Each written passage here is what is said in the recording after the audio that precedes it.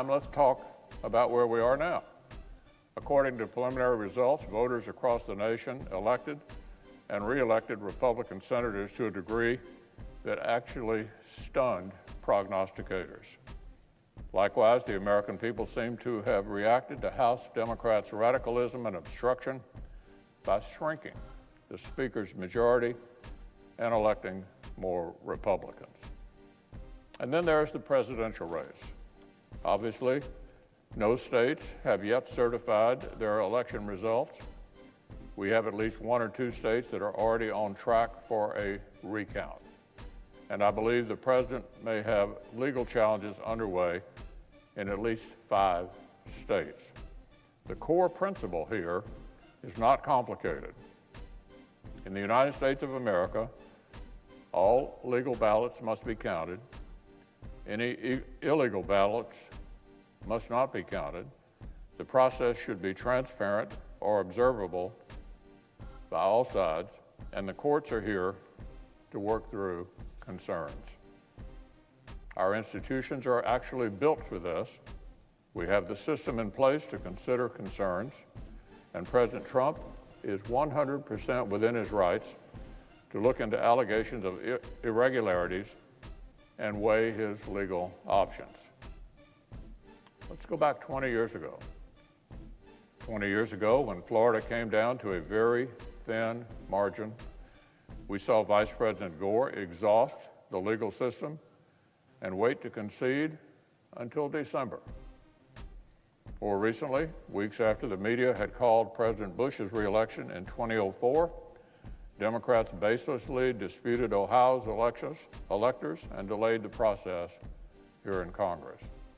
In 2016, election law saw recounts or legal challenges in several states. If any major irregularities occurred this time of a magnitude that would affect the outcome, then every single American should want them to be brought to light. And if Democrats feel confident they have not occurred, they should have no reason to fear any extra scrutiny. We have the tools and institutions we need to address any concerns. The president has every right to look into allegations and to request recounts under the law.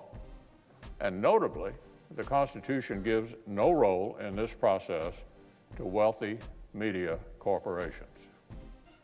The projections and commentary of the press do not get veto power over the legal rights of any citizen, including the President of the United States. Spread everywhere, tweet, email, text message, everybody. America needs to see this. Biden losing president-elect status after the Pennsylvania win has been ripped from his grasp. Now, before I get into the details, if you're new here, tap the red button down below to subscribe, then hit the notification bell so you're the first to know when the latest news is published. This is huge news, my friends.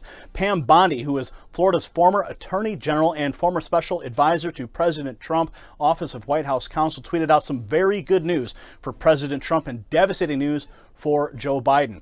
She tweeted this: 2020 president election live results. Real Clear Politics just rescinded their call for Biden winning Pennsylvania. News Talk 850 WFTL, who broadcasts out of the president's town of West Palm Beach, reports that Real Clear Politics withdrew Biden's president-elect status Monday night after stripping him of Pennsylvania's 20 electoral votes. They write that RCP reversed Biden's win in Pennsylvania, bringing him back down below the 270 threshold to 259 electoral votes. They state that sources argue that Real Clear Politics never called Pennsylvania to begin with in the presidential race, and the live results reversal comes as votes continue to be counted and lawsuits fly. Real Clear Politics is based in Chicago, claims to be an independent, nonpartisan political news media company. It's also a polling and data aggregator. All this is happening as the U.S. Attorney General William Barr has authorized federal prosecutors across the U.S. to pursue substantial allegations of voting irregularities before the 2020 presidential election is certified. It's also worth mentioning that CNN has Arizona in the gray column as well.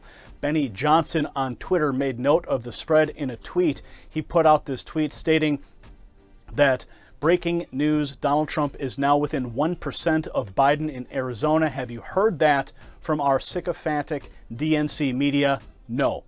Biden has won, according to Google and the Associated Press. They state here that Joe Biden has 1,648,642 votes. Trump has 1,633,896. As of this report, a little more than 14,000 votes separate Biden and Trump. So don't believe the media hype that Biden is the winner. The fight has only just begun, and it's all swaying back in President Trump's favor. Get this out there, friends. This is huge news. They just rescinded their call for Biden winning Pennsylvania. Devastating news for the Biden campaign. This is something that is excellent for the Trump campaign. Continue to share this report and tune in to Next News Network for the latest. Comment below, and we'll see you at the next report. For the Next News Network, I'm Gary Frame.